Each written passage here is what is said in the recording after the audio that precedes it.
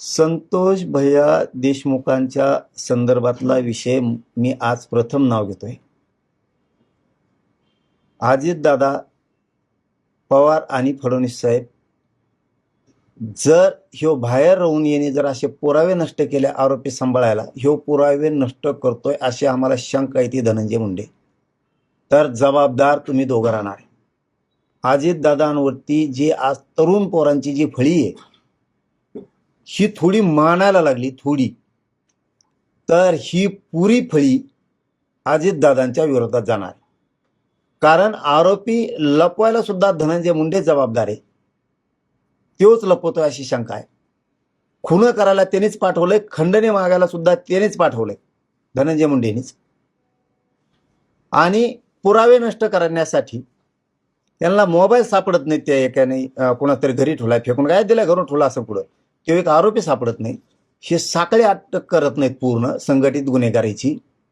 याचा अर्थ असा दिसतोय की तो धनंजय मुंडे कुठंतरी एका अधिवेशनात अजितदादांसमोर बोलला की माझ्यावरती अजितदादाचे एवढे उपकार आहेत की माझ्या मेल्याच्या नंतर धूर जरी निघाला तरी त्या धुरातून उपकार फेटणार नाहीत।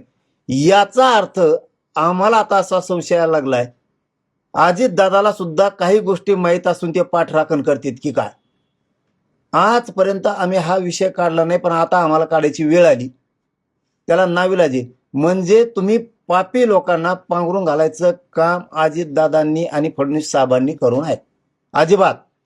जर ह्या धनंजय मुंडेंनी मंत्रिपदाच्या गैरवापर करून त्या पदाचा जर पुरावे नष्ट करण्याचं काम केलं, दुखत नसून त्या सरमाड्याला दवाखान्यात नेतात, मागतील ते लातूरचं जेल दिलं जातं, जे ते अर्ज करतील त्या गोष्टी लगेच पुरवल्या जातात। लोक सांगतात ही चौकशी करा तरी होत नाही, त्या शिवाजीनगरच्या गेवराईच्या PSIची चौकशी होत नाही, हॉस्पिटलमधल्या असणाऱ्या त्या डॉक्टरांची चौकशी होत नाही, झाली तर कारवाई काही केली जात नाही। याचा अर्थ सरळ सरळ दिसतोय की जर ह्यो धनंजय मुंडे जो बाहेर फिरतोय तो आरोपी फरार करायला फिरतो, तो आरोपी संभळतोय बाहेर, आतले सुद्धा संभळतोय अशी आम्हाला आता शंका यायला लागली। तो पुरावे नष्ट करण्यासाठी तो स्वतः काम करतोय। जर आता जी समिती नियुक्त केली तुम्ही ते 2-3 जणांची, याच्यात सगळे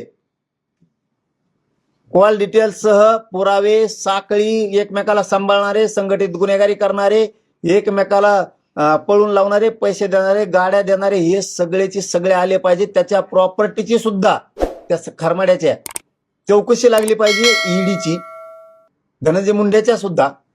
हे पैसे आले कुठून, ही प्रॉपर्टी कशाची, ही जी आता चौकशी नेमली, भ्रष्टाचार कुठं कुठं केलाय, कोणत्या योजनेत केलाय, हे सगळंचे सगळं अजितदादा आणि फडणवीस साहेब आताच्या चौकशीत आलं पाहिजे। जर आलं नाही तर पुरावे जर धनंजय मुंडेंनी मंत्रिपदाच्या जोरावरती नष्ट केले तर जबाबदार पूर्ण महाराष्ट्र तुम्हाला अजितदादाला आणि फडणवीस साहेबाला धरणार आहे।